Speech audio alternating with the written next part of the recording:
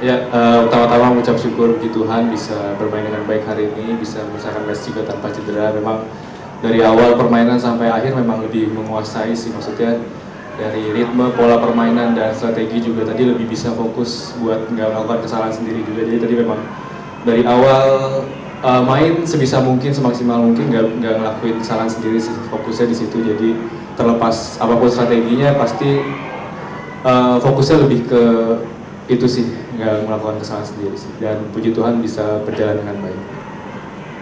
Langsung saja mungkin rekan-rekan media ada pertanyaan, Mbak silakan. Saya Mati dari IDFan, semuanya buat Ginting. Besok kan ketemunya Mas Yuki. Kalau dari head to head, Ginting ketemu si Yuki tuh besok ke-8. Berarti menangnya baru sekali itu di 2022. Kalau terakhir ketemu sebelumnya kan di Swiss Open 2019. Kalau Ginting melihat yang beda dari si Yuki di 2019 dan terakhir ketemu tuh apa, dan persiapannya besok seperti apa? Ya kalau ditanya bedanya sih mungkin hampir sama aja, mungkin memang maksudnya setiap pemain kan punya spesialis atau polanya masing-masing, jadi mungkin ada 1-2 hal tapi nggak terlalu banyak berubah sih, maksudnya masih mirip-mirip lah, sama lah dari yang 2019 sebelumnya. Dan kesempatan apa tadi? Persiapannya. Ya persiapan buat besok pastinya dari abis main match tadi juga fokus buat recovery juga, karena kan maksudnya ini di pertandingan udah di minggu ketiga dan otomatis memang harus lebih banyak lagi buat balikin nyegerin sih, maksudnya buat maintenance si kondisi ototnya juga semua segala macam, dan ya semoga besok bisa bermain baik, bahkan mungkin lebih baik dari hari ini sih gitu aja. Ya silakan Mas. Intinya terakhir menang Indonesia Master itu 2020. Untuk Indonesia Master tahun ini pasang target sampai final atau jadi champion nggak sih? Ya pastinya harapan itu ada sih, maksudnya kan juga saya selama berlatih di PBSI juga kan latihan capek-capek juga, kalau nggak ada keinginan atau target buat jadi juara juga percuma. Jadi pastinya ada keinginan atau buat nyampe di juara di setiap turnamen sih ya, maksudnya bukan cuma di hari ini juga, bukan di minggu ini, tapi memang buat menuju ke sana. Dan spesial khusus di mungkin di tunggal putra memang persaingan cukup ketat, maksudnya nggak ada yang pasti mau ranking berapa, mau head to headnya berapa, mau segala macam di atas kertasnya kayak gimana, semua bisa terjadi di lapangan gitu. Jadi fokus saya mungkin pastinya lebih fokus setiap matchnya dulu aja saya anggap final, jadi saya semoga bisa kasih yang maksimal sih gitu. Paling pengen ketemu dengan siapa nih, lawan siapa? Paling pengen Paling pengen dikalahkan gitu, penasaran banget. ya siapa aja lah, sama aja. Gak ada sih, gak ada pikiran.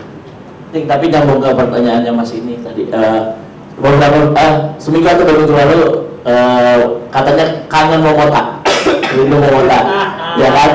Tapi tadi si Yuki ada kesempatan untuk ketemu, tadi berharap besok ketemu Momota atau siapa aja sih? Maksudnya siapa aja lah gitu.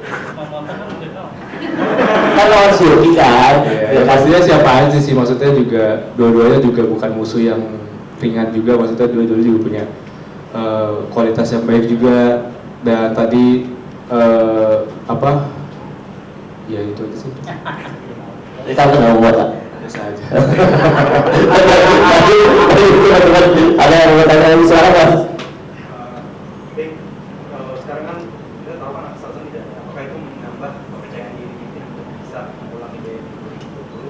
Kemudian yang kedua, tadi kan kita bicara soal teknis yang persiapan untuk recovery. Apa sih hal teknis yang membuat kita itu menunggu untuk bisa meraih juara di Indonesia Master tahun ini?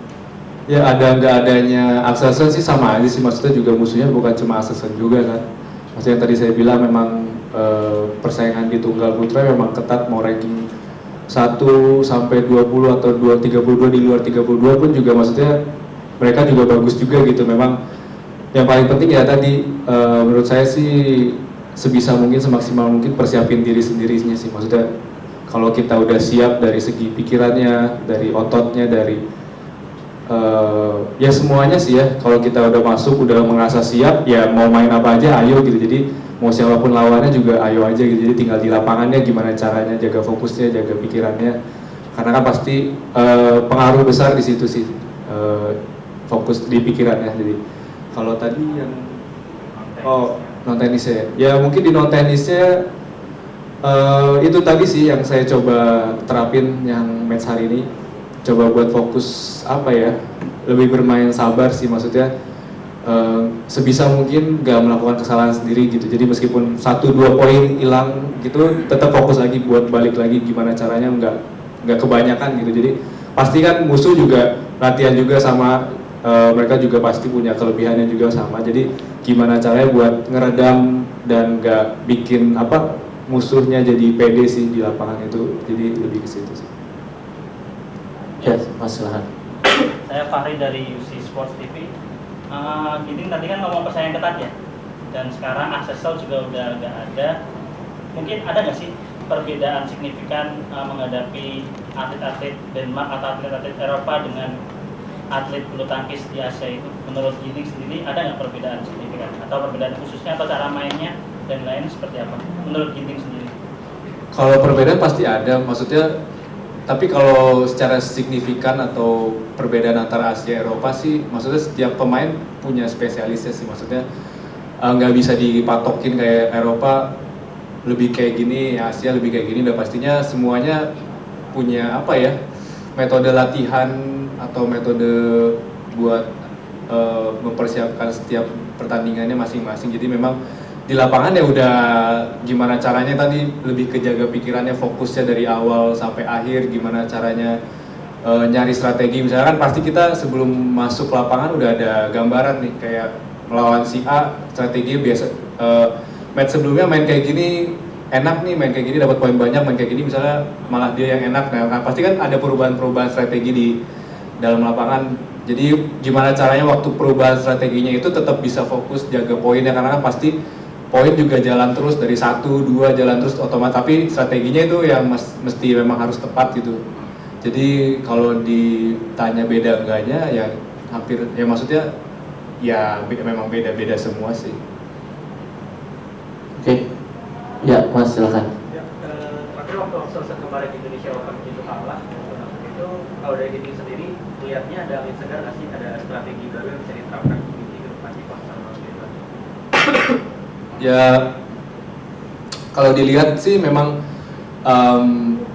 balik lagi sih yang tadi saya bilang, setiap pemain punya tipe dan pola permainan masing-masing gitu. Maksudnya kayak di Indonesia sendiri dari 4, maksudnya saya, Jonathan, Chico, Vito itu 4-4-nya juga beda semua kan tipe mainnya, nggak ada yang maksudnya satu cetakan gitu. Pastinya memang melawan Axelsen sendiri memang harus apa ya, mungkin kalau kita lihat terakhir minggu lalu mungkin harus punya tipe main yang kayak Gon Lafut juga gitu. Jadi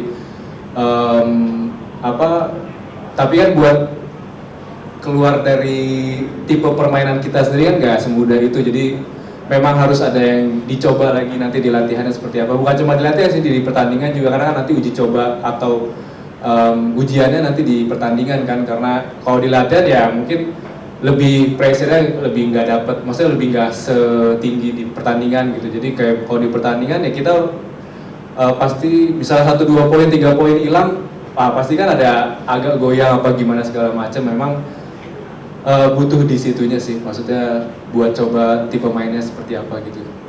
Terakhir ya Mas, silakan. Mas, tahun ini selain target untuk menang di baik kejuaraan di juga pasti fokus juga ke Olimpik 2024 ya. Persiapan apa aja yang Mas targetkan untuk program yang sudah disusun menuju ke Paris, sama 2021 kan tentu ya, dan kemungkinan nanti kalau 2024 mungkin final ketemu Axelsen lagi. Amin. Apakah hal-hal seperti itu sudah dalam bayangan Mas Antoni? Ya jujur sih memang, maksudnya Olimpiade itu target bisa dibilang jangka panjang lah ya. Maksudnya kita masih ada waktu kurang lebih 2 tahun lah ya, 2,5 tahun atau 2 tahun something.